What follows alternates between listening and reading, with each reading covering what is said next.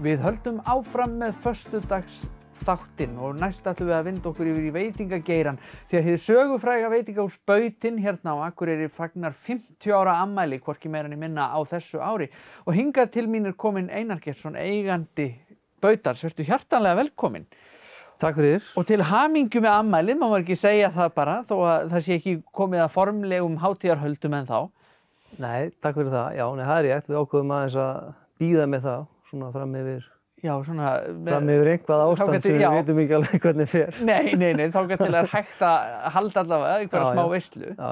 En þetta er ekki smá áfangi, það er nú ekki mörg veitingahús sem ná því að verða 50 ára. Nei, ég svo sem veit ekki mörg sko. Nei. En það er gamalt að þetta er eldri en ég. Já, hugsa sér sko að þetta er, og fyrir marga náttúrulega bara órjúvanlegur partur af, ég ætla að leyfa mér að segja, bæjarmynd Akureyrar að Bautinn sé til staðar. Já, Bautinn er náttúrulega svona kennileiti Akureyrarbæjar. Já. Það er hérna á horninu og Bautinn og Kea Hotel og svo náttúrulega sjálfsögður Röp 23 sem er orðið eitt stærsta kennileiti líka. Já, þetta er náttúrulega bara, þetta horn þarna í bænum er náttúrulega bara hjarta bæjarins. Já, og það er alveg, þarna koma allir, þú veist, það eru kirkjutröppurnar sem er náttúrulega aðdráttaraflið og menningin þarna, þú veist, að labba síðan götuna og þetta er alltaf að bætast í þessa flóru þarna niður í bæ. Já.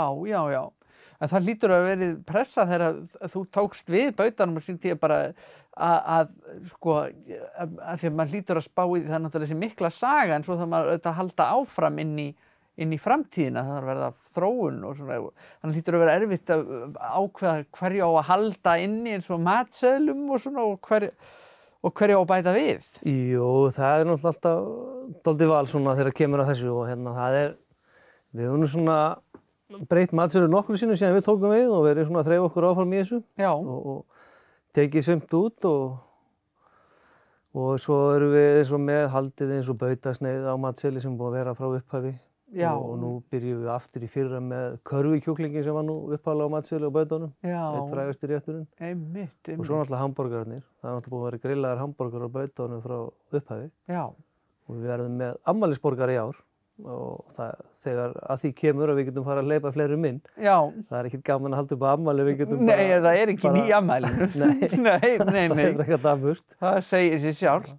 Nei, og ég segi sko fyrir mína parta, ég held að vona að ég sé ekki að fara með henni á fleipur, þannig að koma bara bréf til þáttarins, en sko, ég held að Bautinn hafi verið spilað stóra rullu í því að bernesósa er einhvern veginn sósa Akureyrarbæjar. Að það er að segja að þetta er hvergi held ég á Íslandi neytir fólk eins mikill að bernesósu eins og á Akureyri. Og það er held ég Bautanum að þakka eða kenna eftir því hvernig menn vilja líta á það. Já, ég þekki þá sögu ekki alveg sko, en klárlega er Bernes náttúrulega kennileiti og þekkt var á Bautanum og almennt sko. Já, algjörlega. Og Bautaborgarinn með Bernes er Smiðjuborgarinn. Já. Hann er svona hefur breytt aðeins um nafn síðustu ár. Það var Bautaborgari, Smiðjuborgari, nú er hann aftur orðinn Smiðjuborgari. Já. Sem við náttúrulega kennum þá við Smiðjuna sem var náttúrulega veitingastaður hérna. Já, þannig að... Árum áður hérna niðri í Bautanum. Já, neðri hluta hússins. Já. Þar komur saman mikilmenni og borðu mat í rosa flottu húsnæði sem var þá. Já. Smiðjan var svona staður, flottasti staður á Akureyri á þeim tíma. 1980 og eitthvað skilur Vigdís Finnbogadóttir fór á staðinn og þarna spiluðu menn lifandi tónlist. Píanóleikur helgar og ægilega flott. Þetta er búið að gera mikið í þessu húsi. Já, einmitt. Þetta er mikil saga. Mikil saga og sögusmiðurinn býr ennþá í húsinu, hann Hallgrímur. Já, hann er hann á efri hæðinni. Vakir yfir starfseminni. Það er alveg ótrúlega hreskallinn og konuna slíka að sjálfsögðu. Já, einmitt. Þannig að þið finnið alveg áþreifanlega fyrir sögunni. Já, maður er myndur það hverjum degi. Einmitt. Og hvernig sjáu þið fyrir ykkur, sko, það verða náttúrulega, þegar, eins og segir, þegar verður hægt að bjóða fólki í afmæli, þá verður það gert.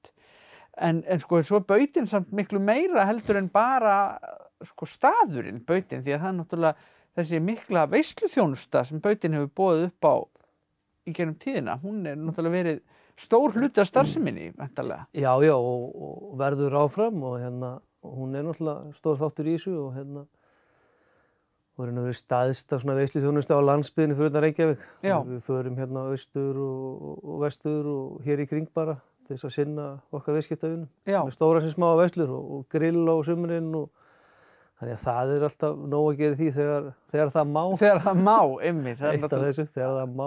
Einmitt, það erfitt eins og þetta búið að vera. Já, búið að liggja niðri núna alveg í 1 ár. Já, einmitt.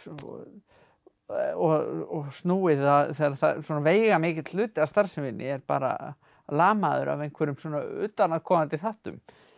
Já, en samt sem áður bara prófverkefni og Bautin sem veitingastaður náttúrulega á að standa undir sig sem slíkur og gerir það auðvitað. En veisluþjónustan skemmtileg viðbót. Já. Við erum að vinna það mikið með eins og röflinga og við erum þá að efla og bæta starfsemina og gera þetta betra.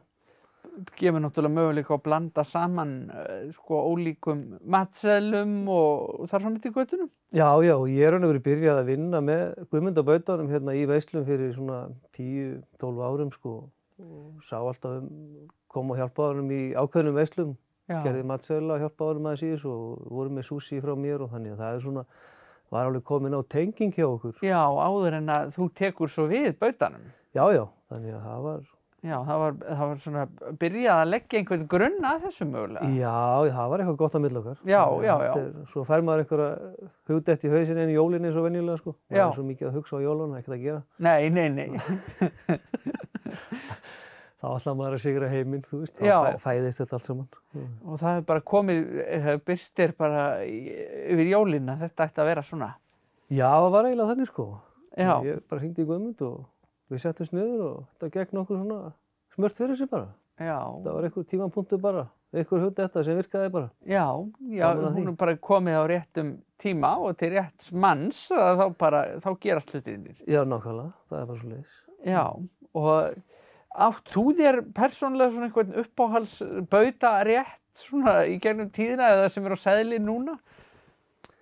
Nei, mér finnst bara allur matur góður. Já. Það bara eftir hvað dagur og hvað klukkan og hvernig stuðið þú ert í þann daginn. Hvernig stuðið maður í, það dálítið svoleiðis. Já. Og mér finnst bara, fjölbreyttur matur góður og gott að geta boðið upp að fjölbreytta matseði líka. Já. Það er svona verið í aðeins að setja inn heilsuréttinn og bautan í takt við grillréttina, þannig að það er svona virkar rosalega vel og skemmtileg viðbót. Auka flóruna í þá, en það hefur svo sem alltaf verið, finnst mér í gennum tíðina, bautin hefur haft svona viðamikinn og fjölbreyttan matseðil. Já, algjörlega og það er bara svona, þú veist, það hefur verið að laða alla að, sko, það snýst dálítið um það. Já. Við erum svona, þessi landsbyggða veitingahúsi eru dálítið svoleiðis, við þurfum að hafa svona flóru fyrir alla. Já. Þannig að það er minna svona einhæfingu. Einhæfingu, en það er samt að vera sko góður í öllu, það er eiginlega það sem að þarf að gera, þó maður sé kannski bestur í nokkrum hlutum en þá er maður samt að vera góður í öllu. Já, þá þurfum að vera mjög góður í öllu, sko. Já. Nei, einmitt. Við meðum ekkert slaka á. Nei, gefum engan afslátt af því. Nei, og við erum svona búin að vera núna, nú erum við til dæmis að allir hamborgari Bautans eru unnir hérna norðlenska af einu búi hérna á Akureyri. Nú erum við eingöngu akureyriska hamborgara, eða norðlenska hamborgara. Þetta er allt úr héraði? Allt úr héraði, allir hamborgara Bautans. Frá Jóni vinum mínum á Hrafnagili. Já. Það er nú flotta og mjög svona viðeigandi á þessum tímum að geta skreytt sig með því að þetta sé úr héraði. Já, við höfum svona verið að leita þessu eins og hinum stöðunum mínum. Við erum eingöngu með til dæmis norðlensk nautakjöt á Röbb. Já. Og nánast Eyfirst, þannig að það er mjög gaman að geta sagt frá því. Já. Sem er frábært. Einmitt, bæði Íslendingar og erlendi ferðamenn held ég eru ánægðir að heyra það. En maður vill auðvitað alltaf styðja svona framleiðslu á hverjum stað fyrir sig. Já, og framleiðslan stendur undir því og allir eru að vinna sína vinnu og þá er þetta alveg hægt sem er frábært. Já. Og það er svona, menn eru svona kannski konið meira þangað núna að vanda sig í þessu. Einmitt. Að leggja sig fram það, því að þetta skiptir máli að við nýtum það sem okkur er næst. Að sjálfsögðu. Við þurfum ekkert alltaf að vera að fara langt. Nei, sækja vatnið yfir lækinn. Nei, og COVID hefur náttúrulega haft þessi áhrif líka. Það er oft erfiðara að fá vörur í dag en það var áður og þannig að þetta svona Já, það bara neyðir mann til að líta sér nær. Já, þetta takt við tíman bara, skemmtilegt. Já, frábært. Og við auðvitað hvetjum fólk til þess að fylgjast með þegar að verður hægt að bjóða til veislu og fólk getur skellt sér á bautan og fengið sér afmælisborgara áður en langt líður. Já, það planið, það gerist núna þegar léttir á þessu. Já. Það vonum að Víðir og Teimi sjá sér fært að loka þessu landamærum og gera þetta almennilega. Já, þó það sé ekki nema bara fyrir þetta 50 ára afmæli bautar. Já. Já, nei, ég vissum að það bjart framundan og áður en farið verðum við komið með vænan afmælisborgara á diskinn fyrir framan okkur. Já, ég náttúrulega hélt, skoður að hringdi í mig þetta þessum þætti. Já. Ég var nú að koma að því að ég á afmæli líka. Já. Og ég hélt náttúrulega að væri að hringja í mig út af því, sko. Já. Að ég væri nú aðeins merkilegri en bautan. Nei. Já, þetta náttúrulega bara orðið einhver miskilningur í bókunardeildinni. Ég held það, sko. Já.